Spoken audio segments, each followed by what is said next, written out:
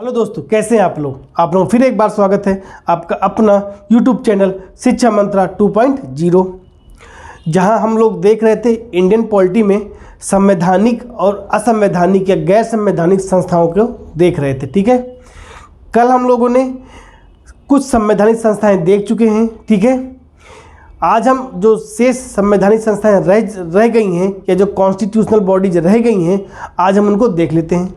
यदि आप लोगों ने ना देखा हो तो हमारे चैनल के प्लेलिस्ट में जाइए, वहाँ पर इंडियन पॉलिटी का एक प्लेलिस्ट बना हुआ है, वहाँ पर आपको सारे वीडियो मिल जाएंगे। ठीक है, तो आइए देखते हैं। तो आज हम देखते हैं संघ लोक सेवा आयोग और राज्य लोक सेवा आयोग। ठीक है, क्या है? संघ लोक सेवा आयोग,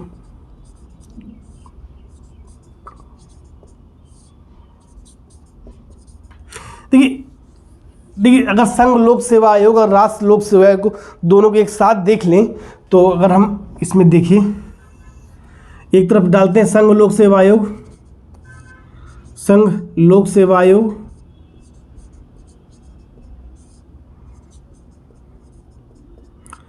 एक तरफ डालते हैं राज्य लोक सेवा आयोग, राज्य लोक सेवा आयोग। ठीक है,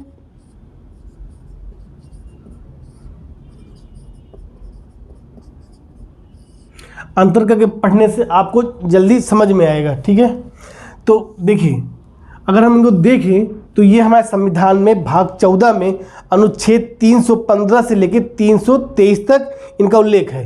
कहाँ तक? भाग अगर देखें तो भाग 14 में अनुच्छेद 315 से लेकर 323 तक का। ठीक है, तो देखिए अगर हम इसकी संरचना देखें, चाहे संघ लोक सेवा आयोग हो चाहे राज्य लोक सेवा आयोग हो, तो इसमें बोलते हैं एक अध्यक्ष होना चाहिए और कुछ सदस्य होने चाहिए। ठीक है, और जो सदस्य होंगे उनमें जो आधे सदस्य होंगे, 1/2 सदस्य, वह संघ या राज्य सरकार के अधीन 10 वर्षों का कार्य का अनुभव होना चाहिए। अगर इसमें हम संरचना देखें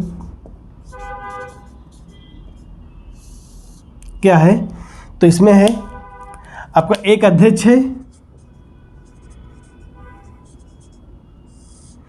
और इसमें कुछ सदस्य हैं। ठीक है, 9-10 सदस्य होते हैं। अगर इनकी नियुक्ति देखें हम तो कौन करेगा? राष्ट्रपति करता है।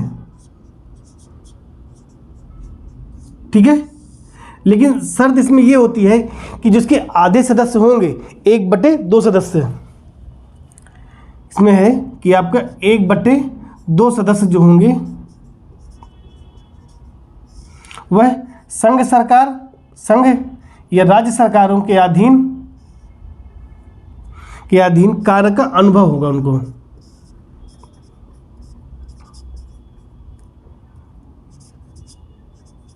अनुभव, और वो भी 10 साल का। ठीक है, अगर इसकी संरचना देखें तो एक होता है अध्यक्ष और कुछ सदस्य होते हैं, 9 या 10 सदस्य होते हैं आपके। इनकी नियुक्ति करता है राष्ट्रपति करता है, लेकिन इसमें एक शर्त है कि जो आधे सदस्य होंगे इसमें, उनको संघ सरकार या राज्य सरकार के अधीन कार्य करने का 10 वर्ष का अनुभव होगा।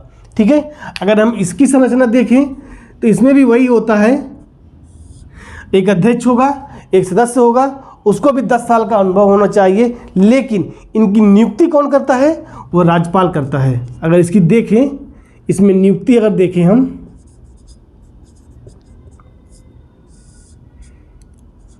तो राज्यपाल करता है। बाकी आपका सेम यही होता है, अध्यक्ष होगा, इसमें भी सदस्य होंगे और इसमें भी जो आधे सदस्य होंगे उनको भी 10 साल का अनुभव होना चाहिए कार्य का। ठीक है, ये हो गई आपकी नियुक्ति। अब देखिए, अब आता है पद मुक्ति। क्या आता है? पद मुक्ति। तो अगर हम इनकी पद मुक्ति देखें, चाहे संघ लोक सेवा आयोग हो चाहे राज्य लोक सेवा आयोग हो, तो एक तो होता है या तो ये अपना त्यागपत्र दे दें। तो त्यागपत्र कौन देगा? ये तो देगा राष्ट्रपति को और ये देगा राज्यपाल को त्यागपत्र अपना। लेकिन अगर कोई अन्य कारण है सॉरी, अगर इनकी देखें पद मुक्ति देखें, अगर हम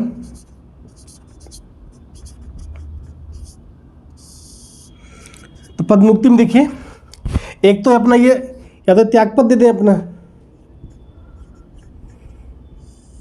ठीक है, या तो त्यागपद दे दें या तो उनका निष्कासन कर दिया जाए।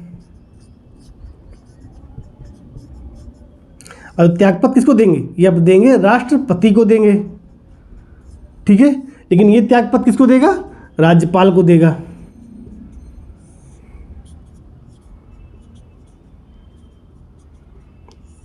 ठीक है, ये आ गया।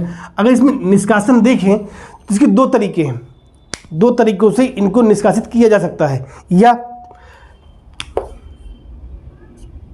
पहला तरीका देखें तो इसमें क्या कुछ शर्त दी हुई है कि ये पागल या दिवालिया हो जाए, पागल या दिवालिया हो गया हो, दिवालिया हो गया हो,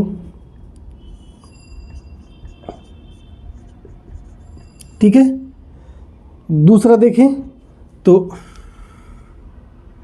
ये शारीरिक रूप से अक्षम हो, क्या हो? अक्षम हो, शारीरिक रूप से असमर्थ हो या अक्षम हो।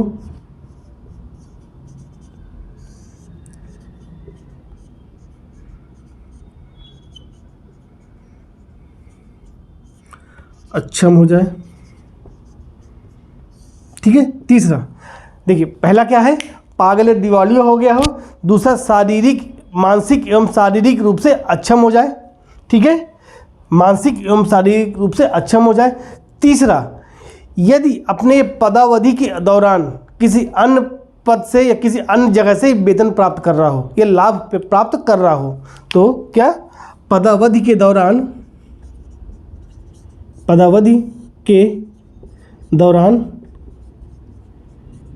अन्य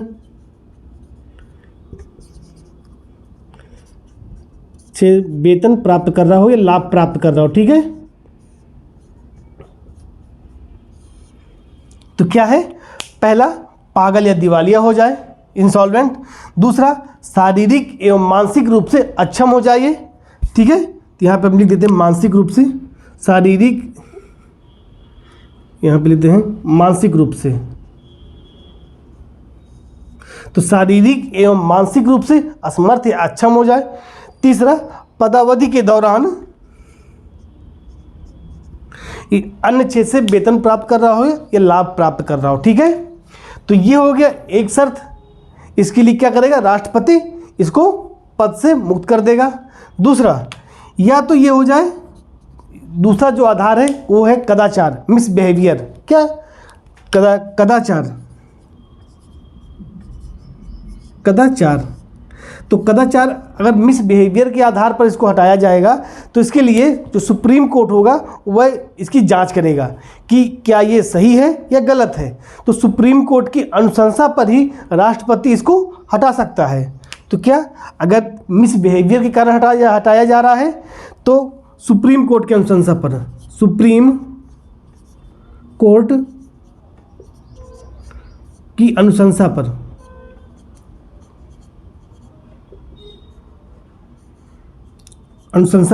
ठीक है।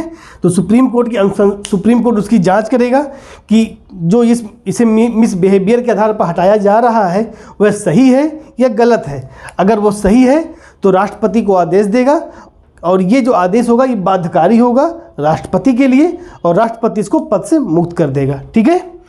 तो क्या देखा हमने? पहला देखा यदि ये पागल या दिवालिया हो जाए, इंसॉल्वेंट। दूसरा, शारीरिक या मानसिक रूप से अक्षम हो जाए। तीसरा, पदावधि के दौरान ये अन्य क्षेत्र से कोई वेतन या लाभ प्राप्त कर रहा हो, ठीक है। दूसरा शर्त है ये यदि इसे कदाचार के आधार पर हटाया जा रहा है, मिसबिहेवियर के आधार पर, तो सुप्रीम कोर्ट की अनुशंसा पर या सुप्रीम कोर्ट उसकी जांच करती है। अगर वो जांच में सही पाया गया तो राष्ट्रपति उसको पद से मुक्त कर देगा, उसे हटा देगा, ठीक है। तो फिर इसके बाद राष्ट्रपति से हटा देता है, ठीक है, हटा देता है, ठीक है। तो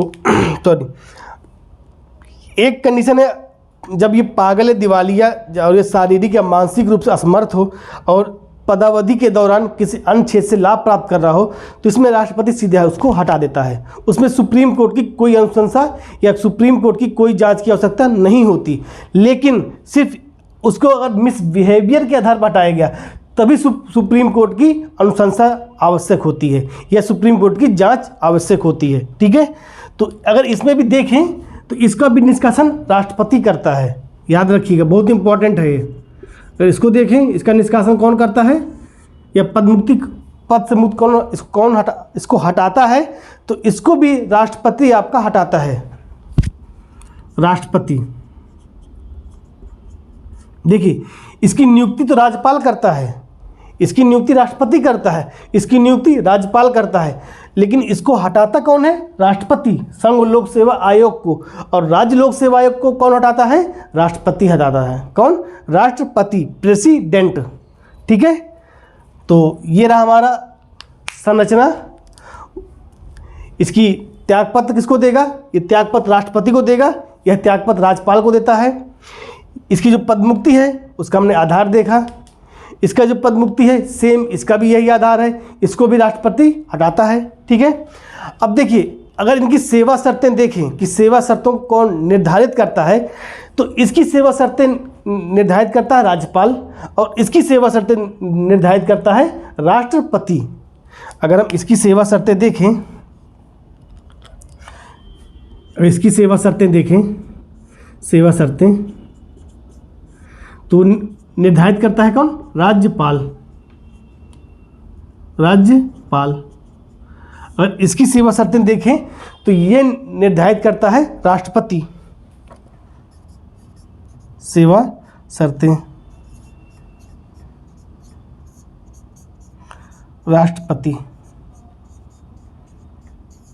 ठीक है, अब देखिए प्रिंट शॉट ले लीजिए, मैं इसको इरेज कर दे रहा हूं मैं, देख लीजिएगा।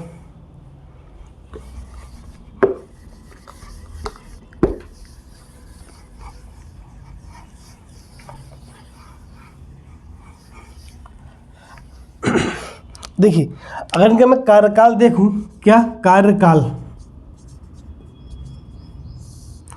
और इसका कार्यकाल देखें अगर हम, तो जो इसका कार्यकाल होता है वो 6 वर्ष या 65 वर्ष की आयु, और जो इसका होता है वो 6 वर्ष या 62 वर्ष की आयु। अगर हम इसका कार्यकाल देखें तो 6 वर्ष या 62 वर्ष की आयु, जो भी पहले हो आपका, ठीक है, सॉरी 65 वर्ष की आयु, और इसका जो होता है वो 6 वर्ष या 65 वर्ष 62 वर्ष की आयु, 62 वर्ष की आयु।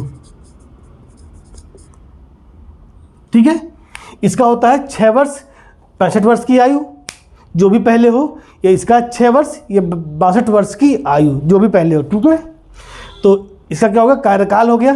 अब देखिए अगर हम इसकी रिपोर्ट देखें तो रिपोर्ट किसको देगा? यह राष्ट्रपति को रिपोर्ट देता है और राष्ट्रपति उस रिपोर्ट को संसद के पटल पर रखता है। अगर ये अपनी रिपोर्ट देगा तो राज्यपाल को देगा और राज्यपाल ही उसकी रिपोर्ट को राज्य विधानमंडल की इस पटल पर रखता है। अगर देखें तो यह रिपोर्ट किसको देगा? राष्ट्रपति को देता है। ठीक है, और यह रिपोर्ट किसको देगा? राज्यपाल को।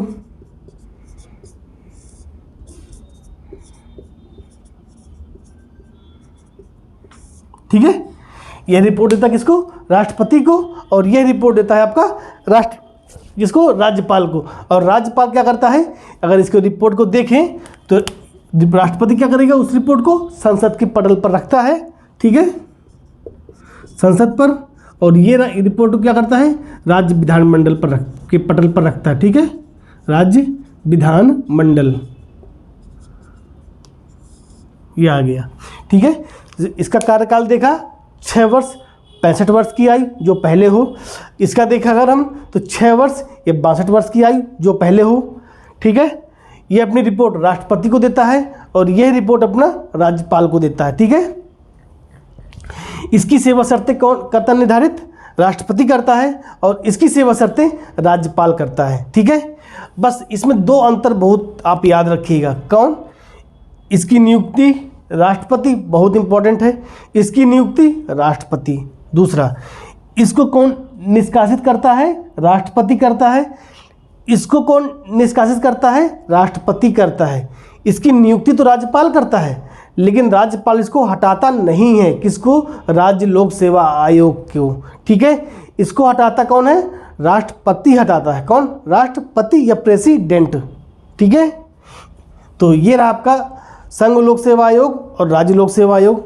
अगर इसके हम कार्य देखें तो जैसे यूपीएससी की परीक्षाओं का आयोजन कराना संघ लोक सेवा आयोग का, ऐसे इसकी भी यूपीपीएससी की परीक्षाओं का आयोजन कराना। ठीक है, तो और जैसे कोई किसी का हो गया, जैसे राष्ट्रपति की स्वीकृति के बाद कोई अन्य कार्य करना, अगर इसका देखें तो देखिए ये तो है यूपीएससी की परीक्षा का आयोजन कराना। ठीक है, दूसरा, राज्यपाल के अनुरोध पर राष्ट्रपति की स्वीकृति के बाद राज्य को सलाह देना। राज्य मतलब जो आपका राज्यों को सलाह देना। ठीक है, अगर देखें राज्यपाल के अनुरोध पर, राज्यपाल के अनुरोध पर राष्ट्रपति की स्वीकृति के बाद, राष्ट्रपति के स्वीकृति के बाद जो होगा आपका राज्यों को सलाह देना। ठीक है, को सलाह देना। अगर देखें तो यूपीएससी की परीक्षा का आयोजन करना, ये इसके कार्य। इसका भी देखें तो यूपीपीएससी की परीक्षा का आयोजन करना, जैसे किसी का तबादला होता है या पदोन्नति होता है, वो भी कार्य आपका करता है। ठीक है, तो ये रहा आपका संघ लोक सेवा आयोग और राज्य लोक सेवा आयोग। ठीक है, अंतर समझा आपने, जो अंतर है आपका। ठीक है, अब बात करते हैं, देखिए ये दोनों संवैधानिक संस्था हैं। एक आपका आता है, अगर आपने देखा होगा, संयुक्त राज्य लोक सेवा आयोग। ठीक है, अगर वो देखें तो वो आपकी संवैधानिक संस्था नहीं है, वह क्या है? सांविधिक संस्था है। क्यों? क्योंकि वो एक अधिनियम के तहत उसको बनाया गया है। लेकिन अगर हम पढ़ रहे हैं तो उसको एक बार देख लेते हैं। ठीक है, थोड़ा सा, ये दोनों संवैधानिक संस्था हैं, याद रखिएगा, संघ लोक सेवा आयोग और राज्य लोक सेवा आयोग। लेकिन जो संयुक्त राज्य लोक सेवा आयोग है वह है आपकी संवैधानिक संस्था, कॉन्स्टिट्यूशनल बॉडी नहीं है, वह एक स्टैच्यूटरी बॉडी है। कौन सी? संयुक्त राज्य लोक सेवा आयोग। ठीक है, अगर हम बात करें संयुक्त राज्य लोक सेवा आयोग,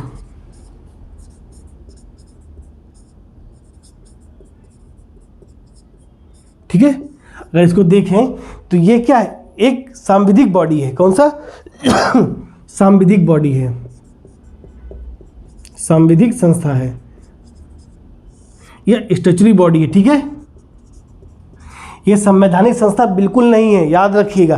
क्यों? क्योंकि इसको एक अधिनियम के तहत बनाया गया है, लॉ के तहत बनाया गया। हमने कल बताया भी आपको, अगर आपने ना देखा हो तो हमारे चैनल पर जाइए, वहाँ प्लेलिस्ट पड़ा होगा इंडियन पॉलिटी नाम से, वहाँ पर आपको मिल जाएगा। तो एक बार ज़रूर देखिएगा, बहुत इंपॉर्टेंट है। यहाँ पर कन्फ्यूजन आपको हमेशा होता है कि संवैधानिक संस्था कौन सी है, सांविधिक संस्था कौन सी है, और नॉन स्टैच्यूटरी बॉडी कौन सी है, कॉन्स्टिट्यूशनल बॉडी कौन सी है, स्टैच्यूटरी बॉडी कौन सी है। ठीक है, बहुत कन्फ्यूजन होता है। आप उस वीडियो को ज़रूर देखिएगा, आपको कन्फ्यूजन दूर हो जाएगा आपका। तो क्या है आपका? एक सांविधिक संस्था है। कौन सा? संयुक्त राज्य लोक सेवा आयोग। अगर इसका गठन देखें हम तो देखिए इसका गठन कौन करता है? राज्य विधानमंडल के अनुरोध पर या अनुशंसा पर संसद द्वारा इसका गठन किया जाता है। किसके? राज्य विधानमंडल के आग्रह पर। ठीक है, अगर इसे गठन देखें हम तो राज्य विधानमंडल के आग्रह पर संसद द्वारा इसका गठन किया जाता है। किसके द्वारा? संसद के द्वारा इसका गठन किया जाता है। ये कौन सी संस्था है? सांविधिक संस्था है। ठीक है, ये कौन संस्था है? सांविधिक संस्था, याद रखिएगा। और इसकी नियुक्ति देखें तो कौन करेगा? इसकी नियुक्ति करता है राष्ट्रपति करता है, याद रखिएगा। इसकी नियुक्ति कौन करेगा? राष्ट्रपति करता है। ऐसा कार्यकाल देखें तो इसका कार्यकाल होता है 6 वर्ष 62 वर्ष की आयु, 6 वर्ष या 62 वर्ष की आयु जो पहले हो आपका, ठीक है। क्या होता है कार्यकाल इसका? 6 वर्ष और 62 वर्ष की आयु। अगर इसकी संख्या सेवा शर्तों को देखें कौन निर्धारित करता है तो वह करता है राष्ट्रपति करता है। सेवा शर्तें एवं संख्या को कौन निर्धारित करता है? सेवा शर्तें एवं संख्या को कौन निर्धारित करता है? तो वह करता है आपका प्रेसिडेंट या राष्ट्रपति। राष्ट्रपति, ठीक है, याद रखिएगा, बहुत ही इंपॉर्टेंट सवाल है। दूसरे तीसरा, अगर ये अपनी रिपोर्ट पेश करेगा तो किसको देगा? ये हमेशा अपनी रिपोर्ट राज्यपाल को देता है। किसको? राज्यपाल को। क्या लगा है? राज्य। अगर याद करने का तरीका देखना हो तो राज्य लगा है, इसलिए राज्यपाल अपनी रिपोर्ट सौंपेगा राज्यपाल को, और राज्यपाल क्या करेगा? उसको राज्य विधानमंडल के पटल पर रखता है, ठीक है। तो ये रही हमारी क्या? संयुक्त राज्य लोक सेवा आयोग। हमने देखा संघ लोक सेवा आयोग, फिर हमने देखा राज्य लोक सेवा आयोग, और हमने देखा संयुक्त राज्य लोक सेवा आयोग, ठीक है। तो हमारा ये कंप्लीट हो गया। अब अगला देखते हैं। प्रिंट शॉट लेना, ले लीजिए प्रिंट शॉट।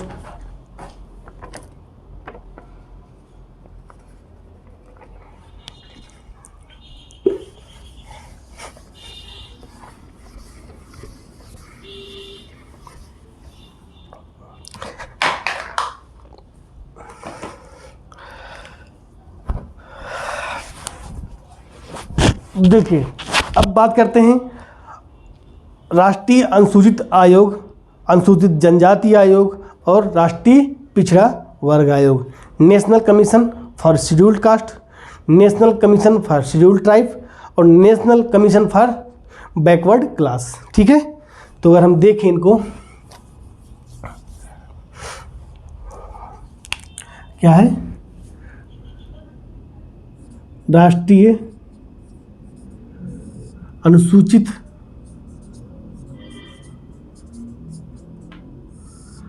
जाति आयोग,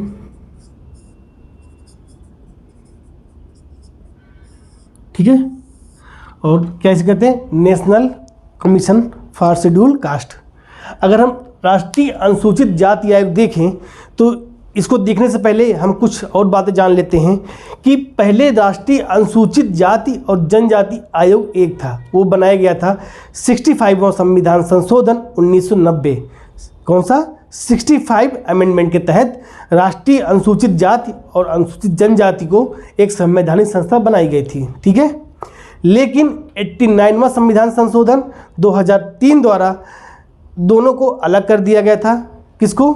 अनुसूचित जाति आयोग और अनुसूचित जनजाति आयोग को, ठीक है। किसको?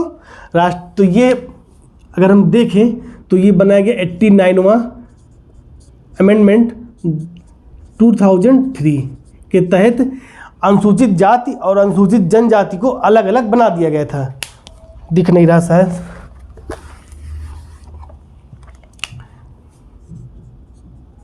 राष्ट्रीय अनुसूचित जाति आयोग, ठीक है। तो अगर देखें इसके लिए तो 89वां संविधान संशोधन पहले बना, याद रखिएगा 65 संविधान संशोधन 65 अमेंडमेंट 1990 के तहत अनुसूचित जाति और जनजाति के लिए एक आयोग बनाया गया था, दोनों के लिए कंबाइंड, ठीक है। फिर 89वां संविधान संशोधन आया 2003 में, जिसके तहत क्या किया गया कि अनुसूचित जाति, शेड्यूल कास्ट और शेड्यूल ट्राइब के लिए अलग अलग आयोग का गठन किया गया, ठीक है। तो इसको अनुच्छेद कहते हैं 338, आर्टिकल 338 में है आपका, और जो अनुसूचित जनजाति आयोग है वो 330 में ए में है, ठीक है। ये आपका 338 में है, और जो अनुसूचित जनजाति है वो 338 ए में है आपका, ठीक है। तो अगर हम इसको कंबाइन करके देख लें, अगर हम इसको एक तरफ लिखते हैं राष्ट्रीय अनुसूचित जाति आयोग, ये अनुच्छेद 338 में है आपका, ठीक है। और दूसरा है आपका राष्ट्रीय अनुसूचित जनजाति आयोग, राष्ट्रीय अनुसूचित जनजाति आयोग, ठीक है। ये है अनुच्छेद 338A में है आपका। कौन सा संविधान संशोधन था? 89वां अमेंडमेंट या 89वां संविधान संशोधन, ठीक है। तो अगर देखें अनुसूचित जाति आयोग में देखें तो इसमें क्या होता है, एक अध्यक्ष होता है, एक उपाध्यक्ष होता है और 3 सदस्य होते हैं। तो इनकी संरचना देखें अगर हम, तो कौन होता है, एक अध्यक्ष होता है, एक उपाध्यक्ष होता है और 3 आपके सदस्य होते हैं। एक अध्यक्ष होता है, एक उपाध्यक्ष होता है और 3 सदस्य होते हैं आपके।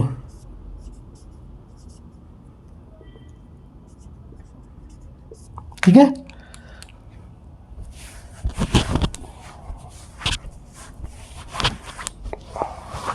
कौन होता है, एक अध्यक्ष, एक उपाध्यक्ष और आपका अगर इसके भी संरचना देखें तो इसमें भी सेम होता है आपका, एक अध्यक्ष, एक उपाध्यक्ष और 3 आपके सदस्य होते हैं। क्या होते हैं, सदस्य होते हैं। अगर इनकी नियुक्ति देखें हम, क्या देखें, इनकी नियुक्ति देखें तो इनकी नियुक्ति करता है कौन, राष्ट्रपति करता है। चाहे इसकी नियुक्ति देखें और चाहे इसकी नियुक्ति देखें, कौन करता है, राष्ट्रपति करता है। इनकी नियुक्ति अगर देखें हम, राष्ट्रपति करता है। इसकी भी नियुक्ति अगर हम देखें तो इसकी भी नियुक्ति राष्ट्रपति करता है, ठीक है। लेकिन याद रखिएगा कि इसमें एक शर्त है, इसमें कोई शर्त नहीं है, इसमें एक शर्त है कि उपाध्यक्ष और 5 सदस्यों में से कम 2 सदस्य अनुसूचित जनजाति से होने चाहिए। कौन, उपाध्यक्ष तथा कम से कम 2 सदस्य, मतलब 5 सदस्यों में से अगर देखें तो 3 ही हुए ना आपके, 3 तो 5 हो गए। तो जो 5 सदस्य अगर देखे जाएं तो 5 सदस्यों में से उपाध्यक्ष और कम से कम 2 सदस्य अनुसूचित जनजाति का होना चाहिए। किसमें, इसमें आपका ये शर्त है आपका, क्या कि उपाध्यक्ष एवं कम से कम 2 सदस्य, कम से कम 2 सदस्य आपके अनुसूचित जनजाति से होने चाहिए, जनजाति से होने चाहिए, ठीक है। क्या होना चाहिए, कम से कम जो 2 सदस्य हैं आपके वह अनुसूचित जनजाति से होने चाहिए, ठीक है। इसमें और कोई इंपॉर्टेंट चीज़ है नहीं, ये अपनी रिपोर्ट राष्ट्रपति को देता है, ठीक है, अगर देखा जाए। और दूसरी बात, इनको दीवानी न्यायालय का दर्जा प्राप्त होता है। किसका, दीवानी न्यायालय का, दीवानी न्यायालय का दर्जा प्राप्त होता है। इसको भी दीवानी न्यायालय का दर्जा प्राप्त है, ठीक है। इसमें जो इम्पोर्टेंट चीज़ है ना, ये चीज़ बहुत इम्पोर्टेंट है। और इसका अनुच्छेद, ये पेपर में यही आता है कि किस अनुच्छेद के तहत इनको बनाए अलग अलग किया गया है, ठीक है। तो इसका अनुच्छेद और इसका आर्टिकल, ये एग्जाम के लिए बहुत इंपॉर्टेंट है आपका, ठीक है। लेकिन हम देख लेते हैं, इनको भी दीवानी न्यायालय का दर्जा प्राप्त होता है, सेम। ये भी अपनी रिपोर्ट किसको देते हैं, राष्ट्रपति को देते हैं। तो राष्ट्रपति क्या करता है, संसद के पटल पर रखता है। अगर उसको लगता है कि राज्य से संबंधित है तो रिपोर्ट राज्यपाल को देता है और राज्यपाल उसको राज्य विधानमंडल के पटल पर रखता है। ये भी वही करता है, राष्ट्रपति को रिपोर्ट देता है आपका। और राष्ट्रपति अगर चाहे कि राज्यपाल से कोई संबंधित हो तो राज्यपाल क्या करता है, उसको राज्य विधानमंडल के पटल पर रखता है। इसकी भी जो सेवा शर्तें होती हैं या कुछ वो जो सेवा शर्तें होती हैं, जो भी आपका कार्यकाल होगा वह सब राष्ट्रपति निर्धारित करता है। दोनों का अगर देखें हम तो अगर इसकी सेवा शर्तें राष्ट्रपति निर्धारित करता है, इसका भी वही राष्ट्रपति निर्धारित करता है, ठीक है।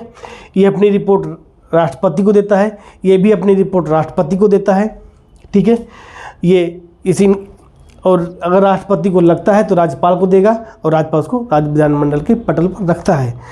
इनको जैसे अगर इनकी कार्य एवं शक्तियाँ देखें तो इनको क्या, जैसे कि किसी को सम्मन भेजना हो, ठीक है, या अनुसूचित जाति से जो संबंधित जो व्यक्ति उनके अगर हितों में कोई भी टकराव हो रहा हो तो उन मामलों की जांच करना, ठीक है।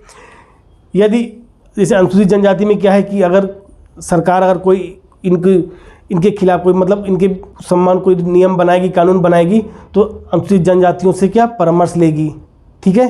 तो ये कुछ इम्पोर्टेंट है। तो इसमें यही इतना ही इम्पोर्टेंट है कि इसका जो अनुच्छेद होता है ये बहुत इम्पोर्टेंट है आपका, ठीक है। और इनकी नियुक्ति कौन करता है, ये रिपोर्ट किसको पेश करते हैं, ठीक है, ये आपका। और एक है आपका राष्ट्रीय पिछड़ा वर्ग आयोग, national commission for backward class. अगर उसको देखें तो वह आपका 102वां संविधान संशोधन के तहत उसको बनाया गया था, ठीक है। अब 338B अगर हम देखें तो अगर उसको भी देखना चाहें तो वो है आपका जैसे राष्ट्रीय पिछड़ा वर्ग आयोग है आपका, पिछड़ा वर्ग आयोग है, ठीक है। अगर इसको देखें तो इसको जो बनाया गया इसे इनका क्या था 89 संविधान संशोधन था जिसमें 338A आया, फिर 102वां संविधान संशोधन आया, 102 अमेंडमेंट आया, ठीक है, संविधान संशोधन।